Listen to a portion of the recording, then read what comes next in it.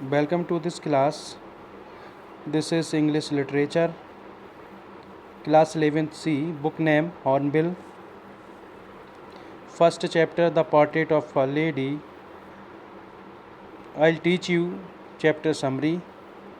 So let's we start this video. The author's grandmother was an old woman. जो लेखक हैं उनकी दादी माँ एक वृद्ध महिला थीं. Her face was wrinkled all over. उनके पूरे चेहरे पर झुर्रियाँ हो गई थीं. For 20 years the author had seen no change in her look and behavior. लगभग 20 सालों तक लेखक ने उनके व्यवहार और उनके दिखावे में कोई बदलाव नहीं देखा था.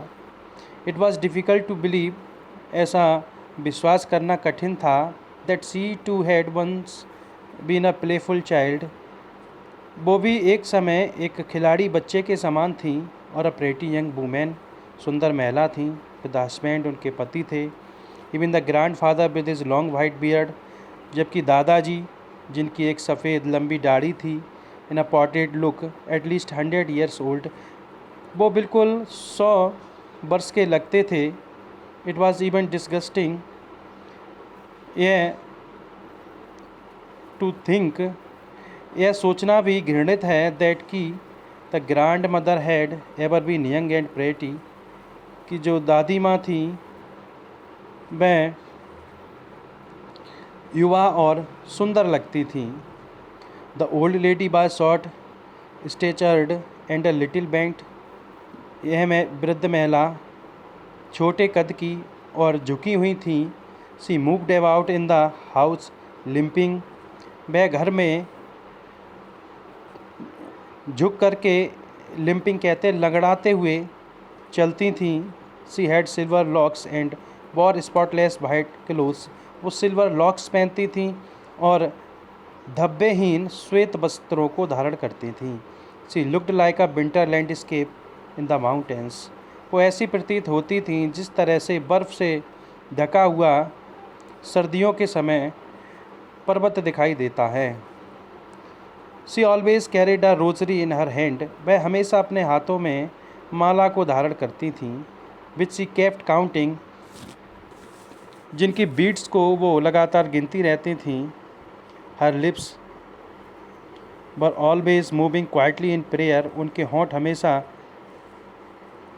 प्रार्थना करते रहते थे. She was a picture of peace and contentment, वह शांति और धैर्य की एक पिक्चर थी. संतोष की, कंटेंटमेंट कहते हैं संतोष की पिक्चर थी. When the author's parents went to live in the city, जब लेखक के माता पिता शहर रहने के लिए चले गए, they left him behind with the old lady, तो वो लेखक को उस वृद्ध महिला के पास छोड़ गए. She used to get him ready for school, वह प्रायः उन्हें विद्यालय के लिए तैयार करती थीं. While she bathed and dress the boy, उस लड़के को नहलाती थीं और कपड़े पहनाती थीं. She kept saying her morning prayer, उससे सुबह की प्रार्थना बोलने के लिए कहती थीं. She hoped that the child would get to know the prayer by heart, वो आशा करती थीं कि वह बच्चा उस प्रार्थना को अपने हृदय से लगा लेगा, हृदय से सीख लेगा. But the author listen to her chiefly because he loved her voice, लेकिन लेखक उनको सुनता था चीफली, मुख्य तरीके से, because he loved her voice, क्योंकि वह उनकी आवाज़ को पसंद करता था. विद अ वुडन स्लेट, लकड़ी की जो प्लेट थी, एंड अर्थन इन पॉट, मिट्टी की बनी हुई दबात, एंड अ पेन, और एक कलम, इन द स्कूल बैग, उसके विद्यालय बैग में रहते थे. She went to school with the boy, she went to school with the boy, वह उस लड़के के साथ विद्यालय जाती. She also always carried several stale chapatis for the bless dogs, वो हमेशा जो है रोटियों को गांव के कुत्तों के लिए ले जाती. She threw those breads pieces to the dogs, वह कुत्तों को उन रोटियों के टुकड़े को फेंकती थीं. When they walked back home together, जब वो लोग घर वापस आते थे. The school was attached to a temple, वह विद्यालय एक मंदिर से लगा हुआ था. While the children were seated in the veranda and taught the alphabet by the priest, बच्चे बरामदे में बैठ जाते थे और अल्फ़ाबेट्स को सीखते थे जो पुजारी सिखाता था। The old lady set inside the temple, वह वृद्ध महिला उस मंदिर के अंदर बैठती थी। रीडिंग सब होली बुक्स, कुछ पवित्र किताबों को पढ़ती थी। व्हेन बोथ फिनिश्ड, जब ये सब समाप्त हो जाता, बोथ कहते हैं दो के लिए, यानी बच्चे का कार्य और उस लेडी का कार्य। They would walk back home together, दोनों ही साथ घर वापस आते थे। It was first phase of the author's togetherness with this grand mother, यह पहला भाग था, दृश्य था लेखक का अपनी दादी माँ के साथ। When the parents were settled properly, जब उसके माता पिता पूरी तरह से वहाँ सेटल हो गए, they called the author and the old lady there, उन्होंने लेखक को और उस महिला को वहाँ बुलाया। That was a turning point in their friendship, यह उनकी फ्रेंडशिप यानी लेखक और दादी माँ के बीच की मित्रता का टर्निंग पॉइंट था, मुख्य बिंदु था। Rather the second phase, ये दूसरा पहलू भी था। She could no more accompany the boy to his English school, अब वह वृद्ध महिला उस बच्चे को उस इंग्लिश स्कूल के लिए कंपनी नहीं दे पाई, उसका साथ नहीं दे पाई। And there were no street dogs either, अब कोई गली में कुत्ते भी नहीं थे। So the old lady started feeding the sparrow in the courtyard, अब वह वृद्ध महिला चिड़ियों को अपने आंगन में खिलाने लगी। स्पैरो कहते गौरैया को। एज टाइम पास्ट, जैसे समय बीता, they saw less of each other, उन दोनों ने एक दूसरे को बहुत कम देखा था। She often inquired what he was taught at school, वह हमेशा यह जांच पड़ताल करती थी, प्रायः जांच पड़ताल करती थी कि उसे स्कूल में क्या सिखाया जाता। The poor women could not understand English words, वह गरीब महिला अंग्रेजी के शब्दों को नहीं समझती थी। And the laws of science, और विज्ञान के नियमों को। So she could not help him with his lessons, इसलिए उनके अध्यायों में, लेखक के अध्यायों में वह उनकी मदद नहीं कर सकीं। But she was shock to know, लेकिन वह जानकर आश्चर्यचकित होती हैं या उनको धक्का लगता है that there was no religious और मॉरल टीचिंग एट स्कूल, कि विद्यालय में कोई धार्मिक और नैतिक शिक्षा नहीं दी जा रही है। सेकेंडली, दूसरा, the children were given music lessons, बच्चों को संगीत के अध्याय दिए जाते थे। She associated music only with beggars and prostitutes, उस वृद्ध महिला ने संगीत को सीखा था भिखारियों से एंड प्रोस्टिट्यूट से।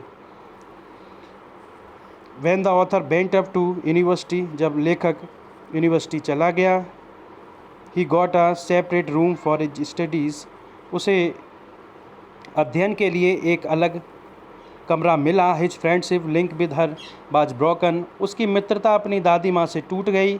सी एक्सेप्टेड हर इसोलेशन क्वाइटली, उन्होंने उससे जो दूरी थी, जो दूर रहने का गम था, उसे शांति से झेल लिया। She used to ply her spinning wheel and recitated her prayers, वो अपनी छड़ी को घुमाती रहती, चरखे को घुमाती रहती और प्रार्थना करती रहती। ओनली इन द आफ्टरनून, दोपहर को सी टुक अ शॉर्ट ब्रेक, थोड़ा सा वो आराम करती। सिट इन द बरामदा, बरामदा में बैठती। एंड फीड द स्पैरो, और चिड़ियों को खाना खिलाती। Hundreds of birds become so friendly with her that they set on her legs, लगभग 100 पक्षी उनके मित्र बन गए थे, वो बैठ जाते थे उनके पैरों पर, शोल्डर्स कंधों पर, एंड हेड सिर पर। She smiled but never drop them away, वो मुस्कुराती थी लेकिन उनको बंदी नहीं बनाती थी। That was the happiest hour of the day for her, यह उनके लिए खुशी का दिन होता था, खुशी का समय होता था। She did not look upset even when the author went abroad for further studies, वो अपसेट नहीं लगती थी, व्यथित नहीं थी, जबकि उन्हें मालूम था कि जो लेखक है वो बहुत दूर अध्ययन करने के लिए गया है। सी शोड नो सेंटिमेंट्स, उन्होंने कोई भावनाएं नहीं दिखाई। वह she saw him off at the railway station, जब वह उसको छोड़ने के लिए रेलवे स्टेशन गई।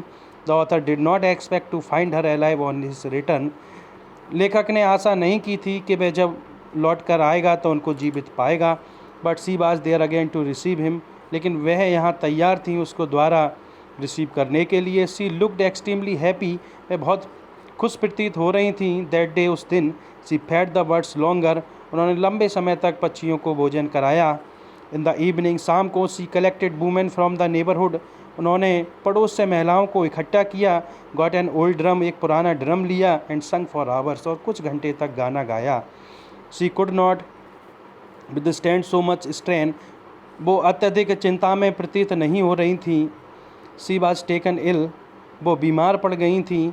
सी डिक्लेयर्ड दैट, उन्होंने यह घोषणा की, end was near, her end was near, उनकी मृत्यु, उनका अंत करीब है। She refuse to talk to any member of the family, उन्होंने परिवार के किसी भी व्यक्ति से बात करने के लिए मना कर दिया। एंड सी डाइड पीसफुली, क्योंकि वह शांति से मरना चाहती थी।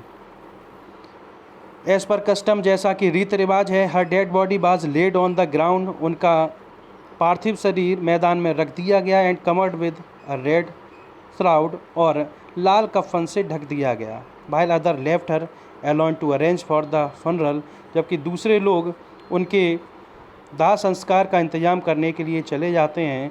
100 ऑफ बर्ड्स गैदर्ड अराउंड हर, 100 से भी अधिक पक्षी वहाँ इकट्ठे हो जाते हैं। But they all were in silent morning, लेकिन वो सभी शांति से शोक मना रहे थे। The author's mother thought the bird were hangry, लेखक की माँ ने सोचा कि ये पक्षी भूखे हैं।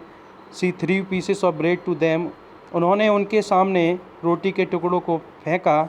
But the sparrow took no notice of the bread, लेकिन गौरैया पक्षी ने उनकी इस बात को नोटिस नहीं किया। When the dead body was carried of, जब मृत शरीर को ले जाया गया। The birds also flew away, पक्षी भी उड़ गए क्वाइटली, शांति से। नेक्स्ट मॉर्निंग, अगली सुबह, the sweeper swept the bread pieces into the dustbin, सफाई कर्मचारी ने उन रोटी के टुकड़ों को उस डस्टबिन में डाल दिया।